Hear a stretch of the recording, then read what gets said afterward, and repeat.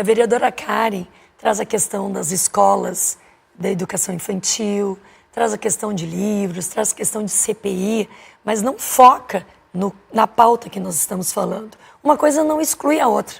Nós pensarmos que tem sim que ter mais vagas para a educação infantil, não exclui a possibilidade de nós termos um projeto de lei que venha dizer, professor, em sala de aula, tu tem que ser isento, tu tem que ser neutro.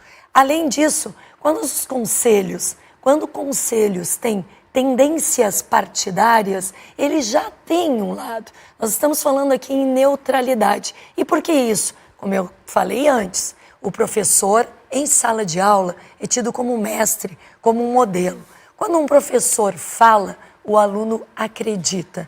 Então, esse professor não pode querer explicar ou dar a tendência para o seu aluno de gostar do PT, do PSOL, do PL, disso ou daquilo.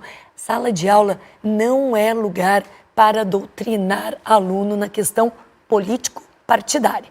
Além disso, a escola cívico-militar não tem nada de ideologização. Passa, sim, por uma escola que tem como meta a meritocracia. Aquele aluno que é incentivado a tirar as melhores notas será premiado, vai ser o chefe de turma, vai estar à frente da fila, vai ajudar o professor a pagar ali o quadro negro, quadro branco, o que tiver na sala de aula. Vejam, todo ano, mais de 11 mil estudantes faziam um concurso para ingressar no colégio militar, com poucas vagas, menos de 200 vagas. Por quê? Pais e alunos entendem que ali é um ensino realmente que forma um cidadão, que tenha conhecimento para ser um cidadão crítico e formador de opinião. Mas a escola cívico-militar tem sido demonizada. Por quê?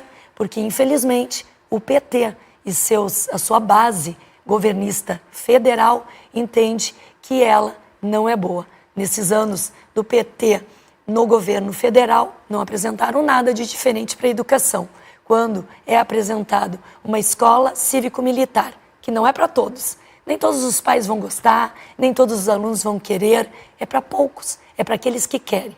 É mais ou menos assim, se eu não gosto de carne, tu tem que comer só vegetal. Bom,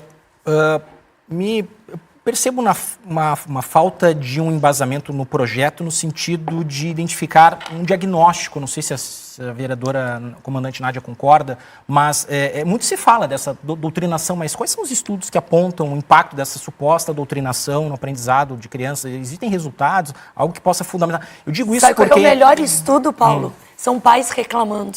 São pais que nos encontram nas ruas, são pais que participaram da audiência pública e que falam que não admitem professor em sala de aula falando A ou B para o seu aluno, para o seu filho, sendo que tem que ensinar a matéria, a disciplina. Esse é o melhor estudo, que é quem é que pede a educação. É o pai, é a mãe, é o aluno que tem que aprender. Está aí o estudo.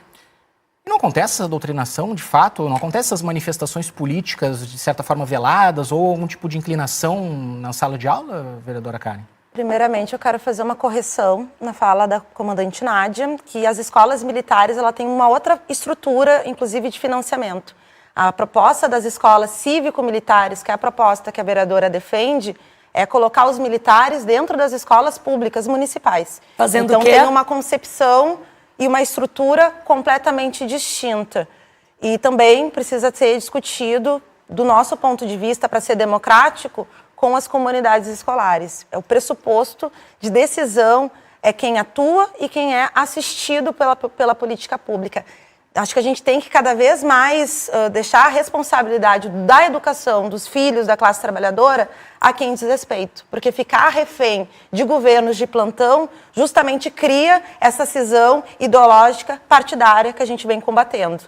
A discussão da escola sem partido, ela nasce dentro de um contexto. Não dá para querer descontextualizar que foi um movimento contrário às políticas de gênero, bem no contexto da presidenta Dilma. Então, é um projeto que ele nasce vinculado ao Najib, né, que é um dos precursores desse projeto, também se colocou enquanto pai de uma estudante, o Najib vinculado ao Instituto Millennium, que é o Instituto de Ideologia Liberal, né? Então, também importante a gente colocar a discussão de quem é que são os percussores desse projeto em discussão nacional. O projeto ele acabou caducando no Congresso Nacional, porque não houve nem sequer o quórum necessário para ele ser discutido e ser votado, e depois a gente teve a decisão do Supremo Tribunal Federal. Em relação às vozes, nós temos que ouvir as vozes dos pais, das mães, das comunidades.